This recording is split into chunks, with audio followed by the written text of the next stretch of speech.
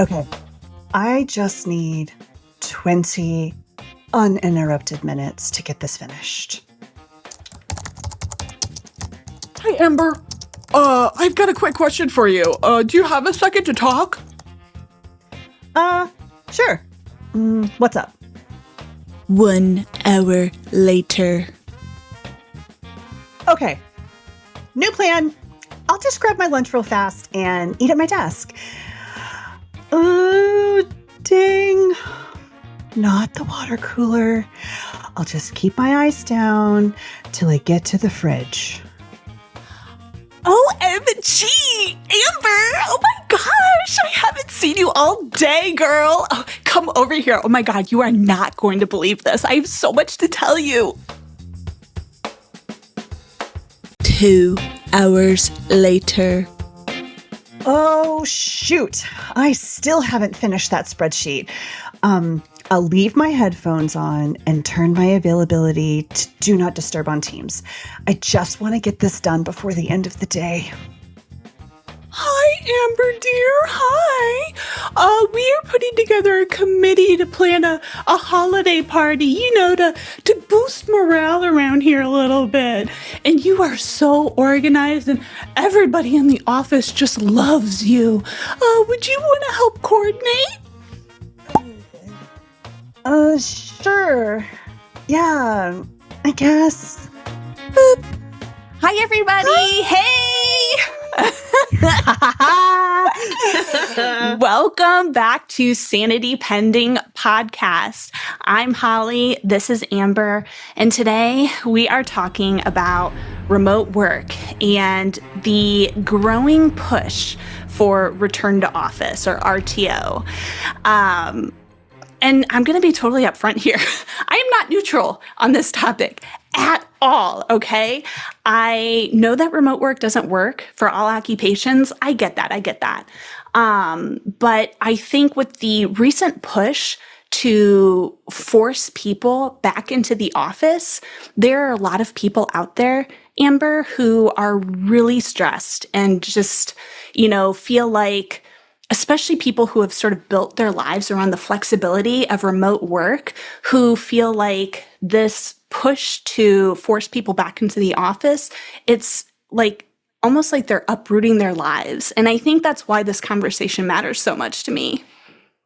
Oh, 100%. And I'm going to work really hard at trying to be neutral about it, but I also feel that I've got strong emotions around what I feel is an underlying purpose that's being hidden behind return to office. I don't actually think that it's truly about needing to get people into the office.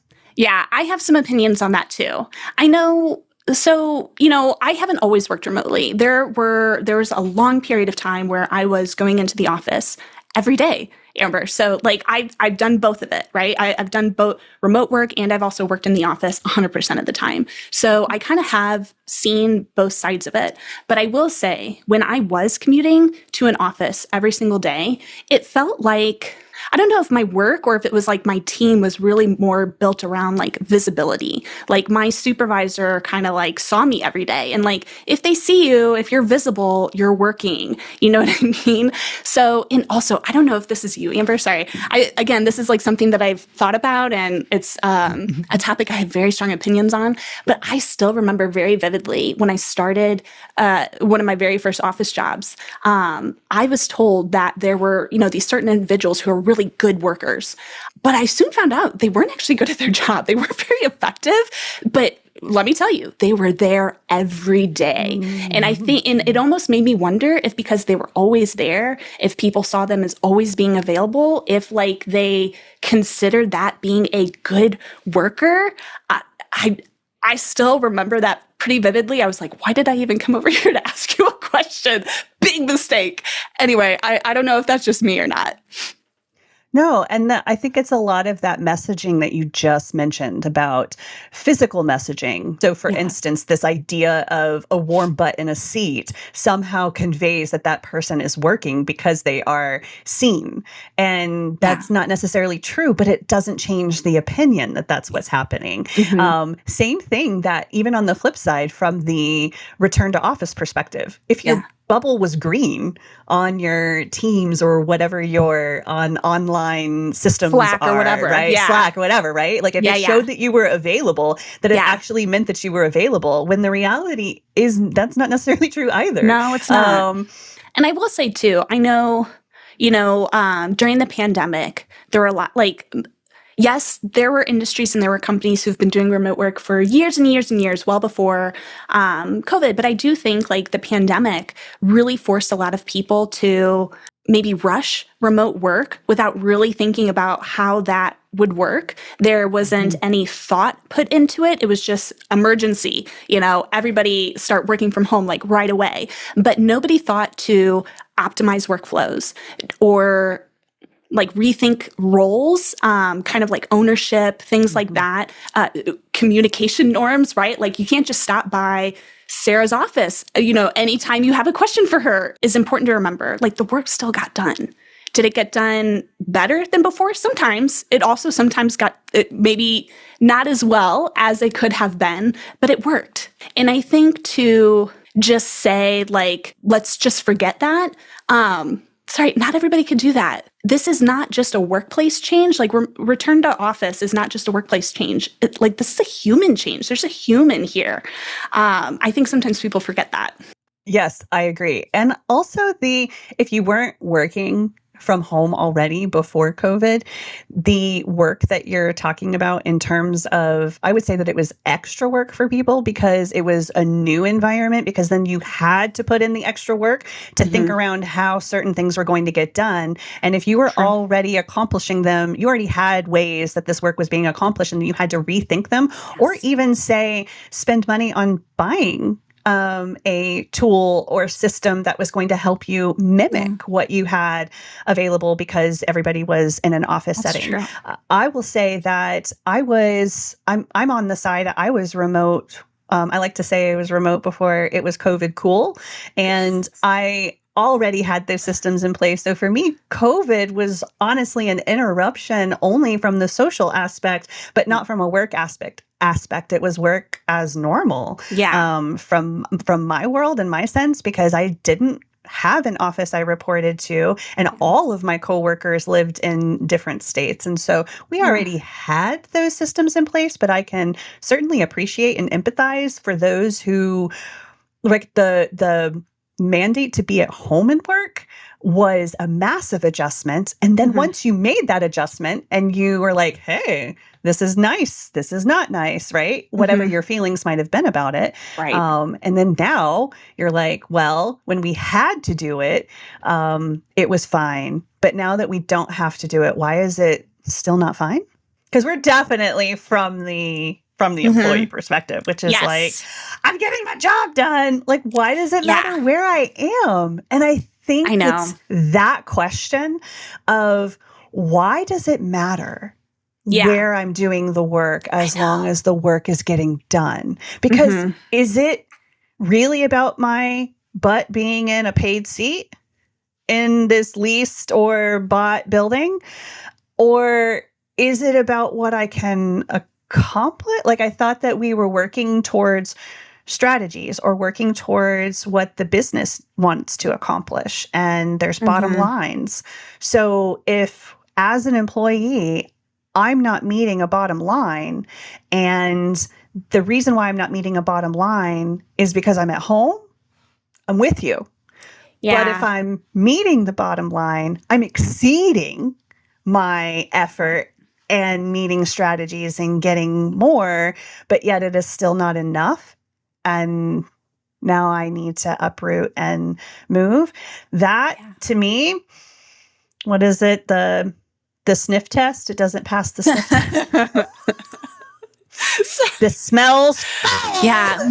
I'm not sure I'm buying this. Yeah. I know. So since we're on this, sorry, there are like other things I want to talk about, but like I don't want to take ourselves too seriously. So, and again, I know you have lots of experience, years working remotely and things like that. So for you working at home, what still makes you laugh when you think about like a particular event or something really funny that happened while you were working remotely? Because everything is done over webcam, right? Yes. Yeah. And video. Yeah. And so I invite people into my house, right? So I may not have blurred backgrounds or put on, kind of funny backgrounds and things like that. So Yeah. sometimes there were things that would be happening behind me in my space that I could not control. For instance, puking cats. I don't know how many times, I'd probably say it was one of my funniest, that in a meeting for which I am leading and presenting. Oh, you're in charge? Oh no. I'm in charge. I'm the leader, right, of this meeting. So I have the authority. And to have the whole topic get completely derailed because someone goes, I think your cat's puking behind you. And just like almost projectile, right? And all caught on camera. Oh, gosh. Completely derailed. Derailed. Like the messaging. I think it was a meeting that I needed to get their feedback and or buy-in. And so that persuasive element of take me seriously, I have the information, right? Oh, God. I don't know why I need to sing my authority, but apparently I do. And in those singing authority moments, you have a puking cat behind you that everybody's like, Yes. So I would say that most of my That's hard humorous to forget. moments are, and of course, my husband's pretty funny. So he's had some very funny moments kind of coming in. Made some appearances. Wearing costume materials, right? Like, oh yeah. Yes. Mm-hmm. Oh yeah. Oh my God. I could totally relate to the pet thing because like, that's like life, right? Like that's so your life. Oh my God. I still remember so Gambit, he's no longer with us, but I remember working from home and when he was, he was like 14 years old. He was sick. And so I had a dog bed that was all set up right next to my desk so I could keep an eye on him and I could make sure like, if there was ever anything wrong, I'd be right there to give him his medicine if he needed it and stuff. And I remember, like you said, you're on camera, you've got your mic open, like you're giving an update on whatever project you're working on that month or whatever. And I remember I was giving an update and my mic was on. And right in the middle of my update, Gambit starts coughing. And coughing, he was sick. He coughed all the time, but he had this one particularly really rough cough where he also very loudly farted. And it was like, no question about it. It was absolutely caught on mic. And I was mortified because I'm like, they probably think this was me. And so you like rush to assure people like, oh, my dog, he's sick and all these things. But like, I was mortified in the moment. But like, honestly, like, what are you going to do? Like, you're not going to do anything differently. Of course, I'd still have his bed set up right next to me. I'd be taking care of him. But like, that's kind of the reality and the benefit also of working from home is like, you're not just balancing those meetings and those deadlines and the work stuff, but you're taking care of things going on in your personal life and taking the time that you need to, like for me, having that time to care for a very sick senior pup. I'll always be grateful for that because, that time is precious. I'm glad I got to have that time. But that's still, I will never not laugh about the fart and like everybody's expressions on the call.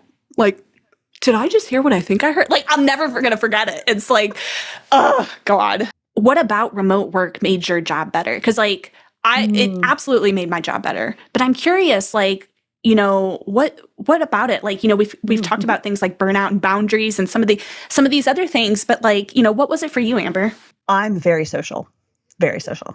And so much like our skit, I am the person who's like I go to the water cooler and I have people who, want to tell me the stories and, like I go and get my lunch. It's like, oh, let's go have lunch and let's go talk this, right? You get me started talking and la, la, la, la, la, right? We're gonna end up besties by the end. And I spent most of the time socializing, So when I worked from home on a regular basis and then eventually full time, I got so much done because that time Your that I focus. spent socializing was focused on my work. And then I got a little addicted to getting things done that I was like, oh my gosh, the thought of going back into an office where I'm surrounded by all these people who are distracting me from getting the things done that I need to get done.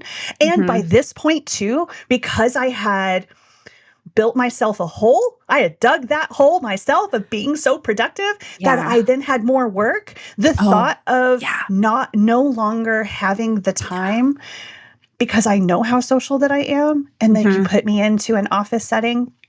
And then I also got so accustomed. I mean, because we're talking like years, like 7, 8 years I spent as a remote employee before these conversations, before I left recently came up about, returning to an office. So I started being able to and needed to work in silence. Like I'm not somebody that I can listen to music very easily while I'm working. I'm very concentrated, very focused. And so I got into patterns and cycles of I was eating better at home and having access to healthier. I wasn't spending more money on going out to eat. I live in like a remote environment, so it's not like I can just run down, to the corner store or whatever, and get food. Like I was taking better care of myself at home. The thought of kind of returning to an office just sounded horrific. The exposure to germs and other people's conversations and not really kind of being able to control my own environment and what I knew was best for me.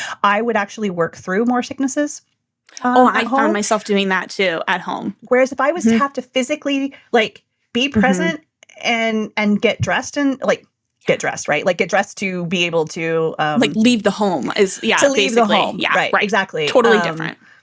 Right. So yeah. I don't I know. hadn't even I feel thought. like I've now not answered your question. No, you did. Because one of the things that I hadn't even thought about was I did notice when I was working at home, because I was so much more productive, I did get more work.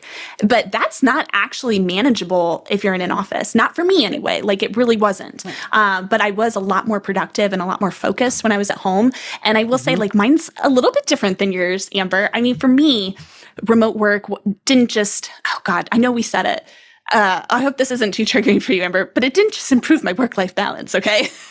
Because it did. I honestly, for me, it genuinely improved my health, I will say. My health got better because I'm an introvert, okay? So being in an office for me meant that I had to be on all the time. I have my people that I'm very social with. You are a exception of me.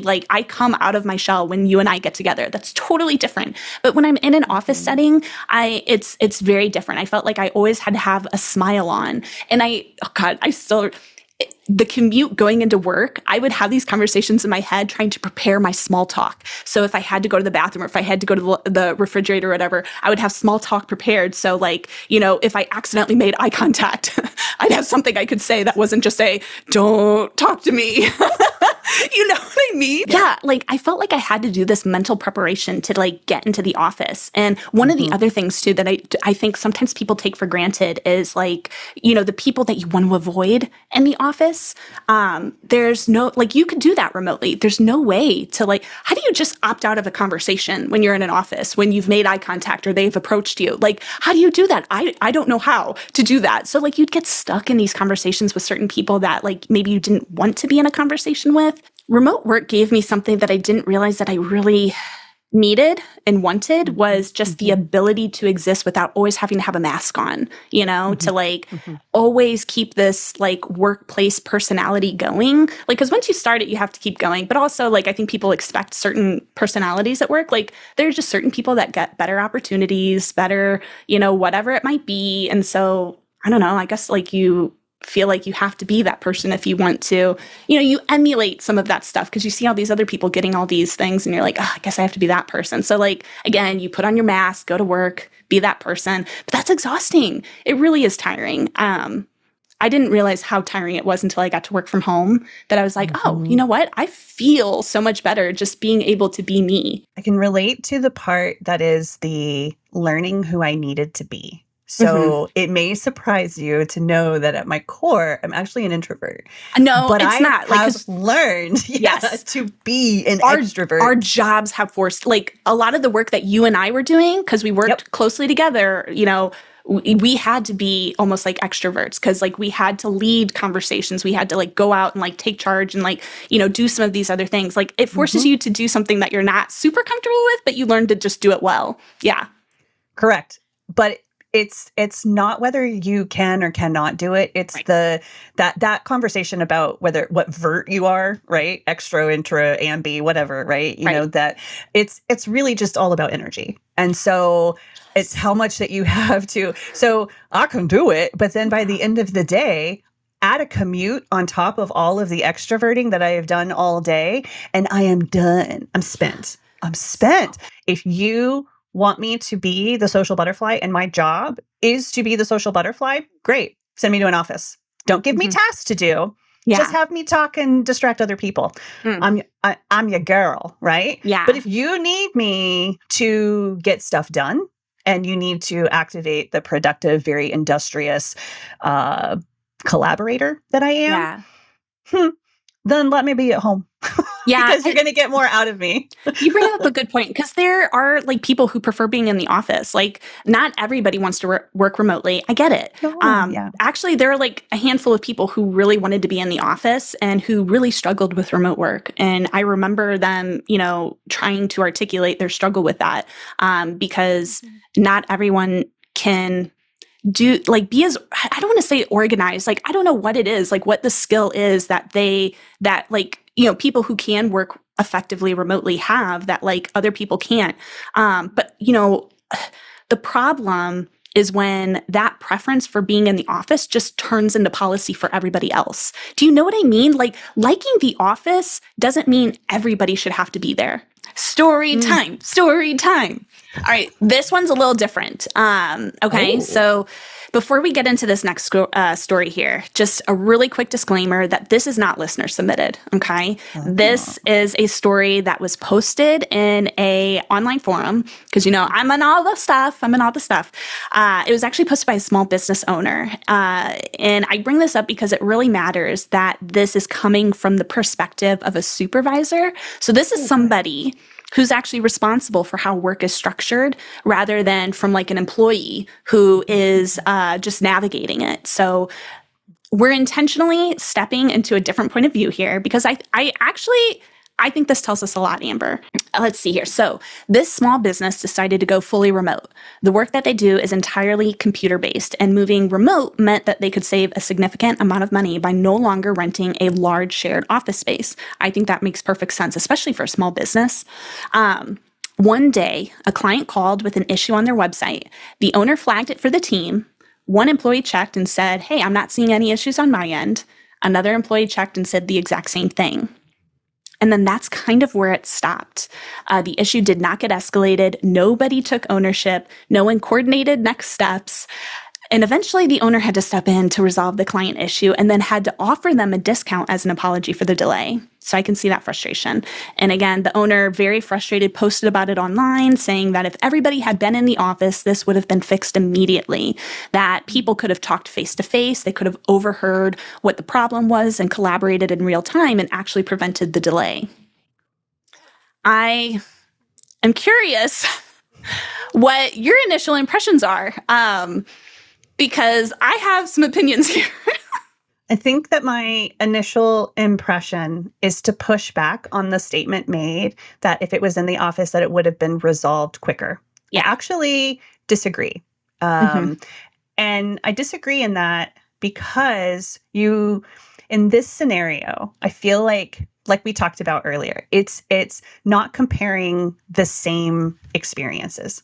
So you were comparing what you knew were already communication processes that had been set up within an office setting against a work from home setup that didn't have those communication channels. I don't think it has to do with whether you're in an office or not in an office. It's that one seems to have more of a built-in communication, whereas the other one doesn't, which is kind of odd because the only way you can communicate, right, is one way, is electronically, right? Right. So when you're at a work or phone or whatever, right? Yeah. Whereas it's just one additional way to communicate when you're in an office setting. So I think that my thought is that this is not a conversation about where people are doing the work.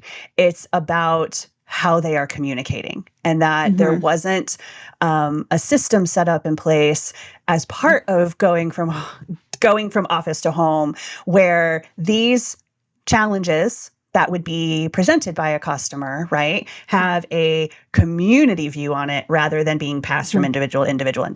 So that was more of a problem solving kind of approach to it. But I feel like this is one of those scenarios that it likes to blame whether it is working from home. Yeah. When I'm not sure that this one actually is a work from home. No. You bring up a really good point about the communication thing, because it's almost like their strategy was overhearing things. Like, what? Like, that's not a strategy. Just because you're in the vicinity and you can hear somebody talking about a problem and like, oh, I'm going to jump in. Like, that, what? Like, so if your whole structure and process revolves around people overhearing things, that's a structure process issue that should have been addressed when you decided to go remotely. Like, at first glance, okay, I could see why this individual said that, remote work, failed, I guess, in this case. Like, they didn't use the word fail or anything like that.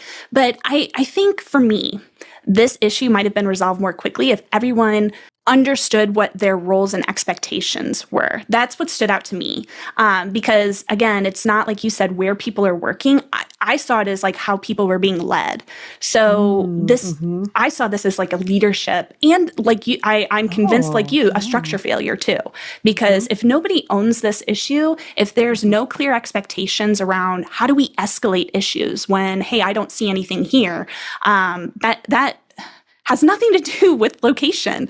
If we don't, for me, I saw this as like unclear roles, unclear responsibility, but a lack of leadership and a lack of process, really. Because wouldn't the leadership still be in existence in an office? Yeah. So what changes, right? Like so if they knew what their expectations and roles were in an office, how would your expectations and roles change if you were not in an office? Because the job doesn't change. Just where you perform the work, right? So So it's so funny you say that, because so this gets me on this whole thing of, I remember where somebody said, sorry, like I said, I've got a lot of opinions and I've been on a lot of like forums about this stuff. Like, this reminds me of people who push back and say like, people should know to take initiative. Like, we're adults, like, take initiative. But Amber, again, like, when you supervise all kinds of people. Not everybody is going to be like you, like me, like, the model employee that you want everybody to be. Okay.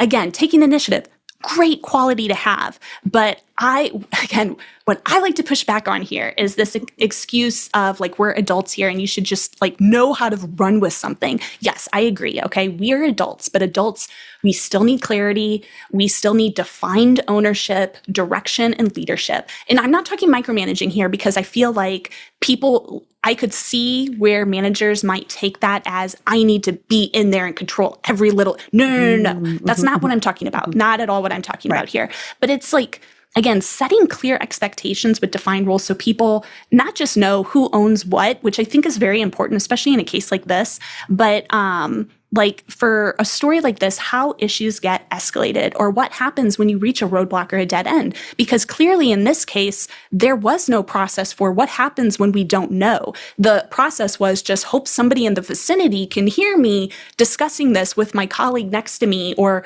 talking out loud, or whatever you were doing in an office setting. And now suddenly that's gone. You don't have that communication piece. So like, how do we do that communication piece remotely? There's just not enough thought given to those things. And I think sometimes leaders use like things like this as an excuse for their own failures. Sorry. Hopefully that doesn't sound too mean. Burn. What I also heard in that story, and that's not to I don't want to dig too much into the problem solving here, because that's what I do, right? I know, me too. I want to do that too. Right? Let's get to the root cause here. What's going on? Because I also heard that two people looked at it. So it had nothing to do with them not being included or even unaware.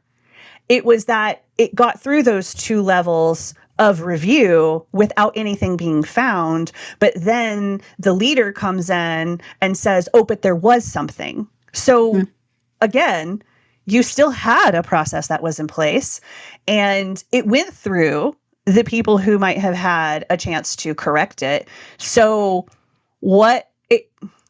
are they trying to say that they would have been able to replicate the error if they were in an office? Did we miss something there, that there's something about the office that error would have been easier for them to troubleshoot? That wasn't. So anyway, no, I don't want to explore like the fix to that, but there seems to be a few different ways that this can be seen, observed, looked at, and reflected upon, like as a hindsight thing. But I think that the initial experience to say this is a failure, I get that they didn't use those words, right? But to initially point out and say that we had this break in where we maybe almost lost a customer, but we certainly lost some money, is a result of work from home. Because I feel like that is the same kind of excuse that we hear with this push for RTO, which is like, we need to be in the office for collaboration, for culture, fill in the blank for whatever excuse your company is using. So I think employees are told like we're doing these things, so they're being like forced back into the office. And I think it kind of creates this loss of autonomy and stuff. And like you're powerless in this, right? You don't have a choice whether or not you go back into the office. Like you have to go. I'm really curious from your perspective, Amber, like from like a coaching perspective for people who are feeling powerless in a scenario where they're being told, hey, you got to come back into the office. Like it's this, or you don't have a job. Like what could they do to work through that feeling that they're having, knowing that they're going to have to go back into the office and maybe are losing that autonomy? So when I think of this, I think of a kind of a tiered approach to how to address it. So the first is to make that decision for yourself as to whether this is something that can work for you. So if going into an office, because I know that we've talked about in some cases, it is not feasible that you go back into the office. From at least some stories that we're very familiar with, is they were going to be required to sell their house and move to another city, right? Or risk traveling 4 to 5 hours to go to the closest place for which, right? That's a true story. That's like seriously, true story. Yes. Yeah, true story for people who like don't believe that commute time. 100% true story.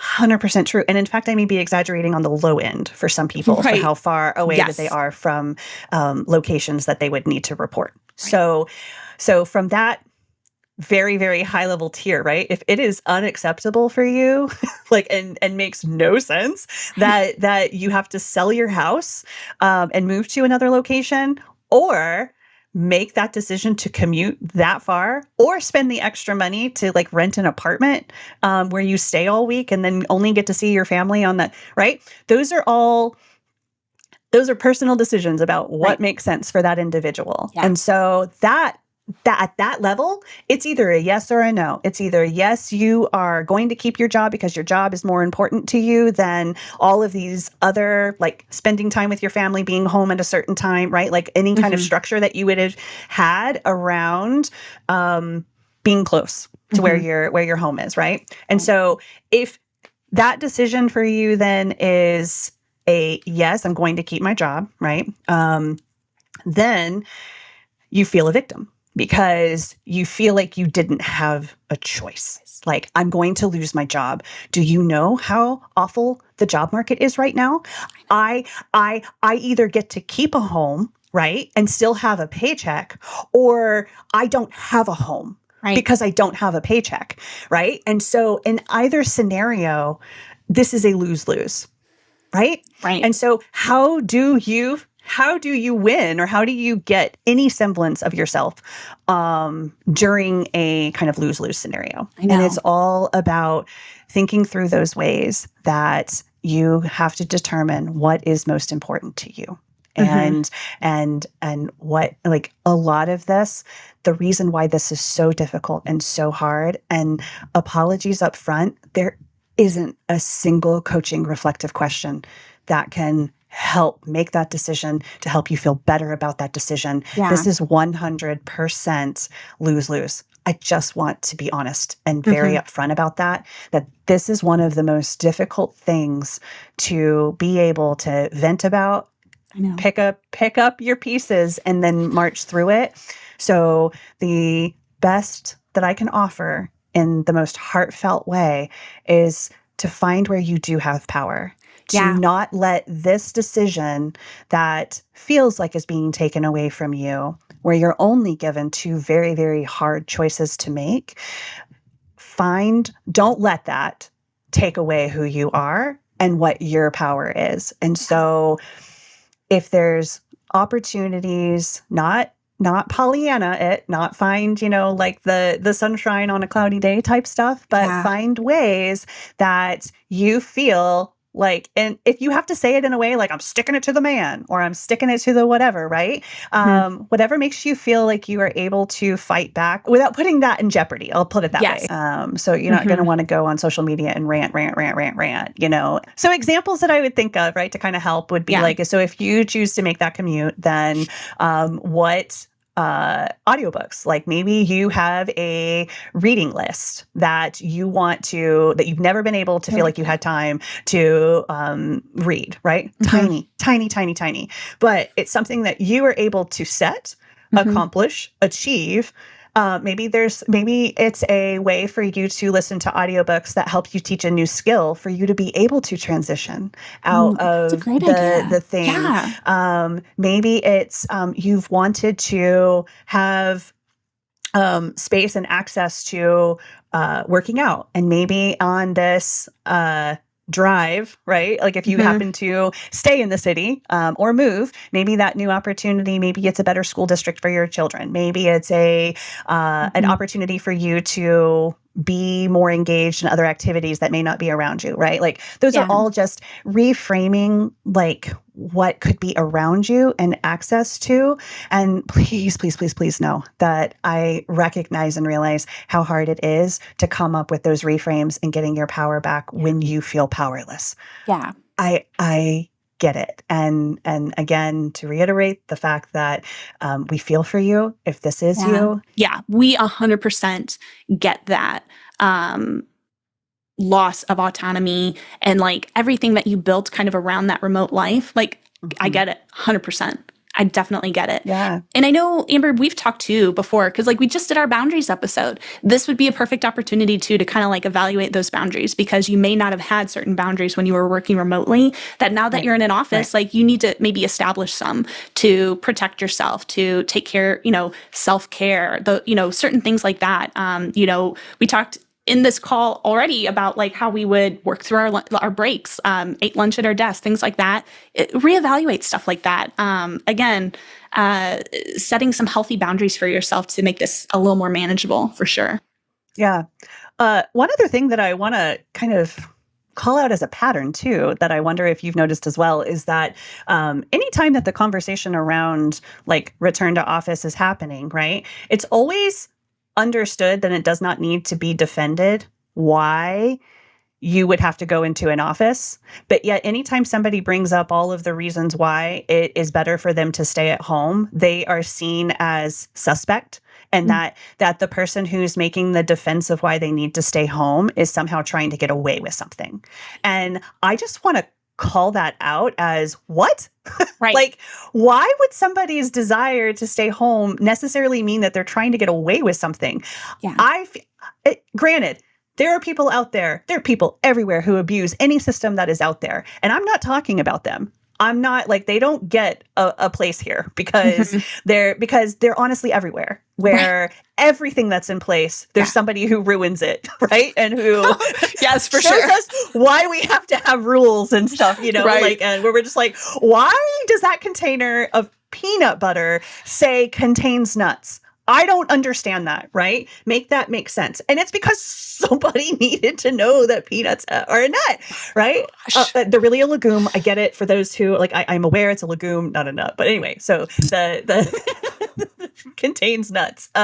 So I feel like in this equation, why is staying at home somehow still viewed and looked at from what I want to call an antiquated, like 1950s environment that work can only happen if you leave the home? Because why is it so bad to be somebody who works from home? Why? So again, this is my feminist coming out in me. It just feels like it's an attack against professions who are at home. Say, for instance, stay at home moms or dads. Right? Like, and that there's something seen about you getting away with something because you're at home. That's my rant for the day. Yes, no. And you brought up 2 rants, work-life balance and this. Yeah, I know. Oh, God. And totally justified, too. Totally justified. Yes, I'm with you 100%. I don't have a great, like, anything more to add. Like, you covered it perfectly. I love it. Just wanted to put it out there. Like, oh, yes. If you didn't know that we have a subreddit, you should check out the link that's in our channel and come join us over there because it's a lot of fun. A little chaotic, but a lot of fun. It's a lot of fun. We also are on Instagram and TikTok. And don't forget about our super snazzy Google form that is anonymous, that you can tell us about your stories and the things that make you grumble or roar or like, what the heck is going on around here? We want to know about it. We want to share it. We want to put it out there for other people to go, that. But we are Sanity Pending Podcast. I am Amber, and this is Holly. And if you haven't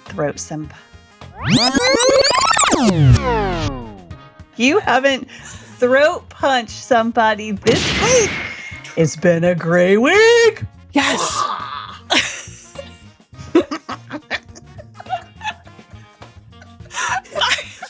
Bye, everyone. I know it went like this, but it was really. I was like, wait, are we doing flames on the side of our face now? No, we're doing gremlin ears.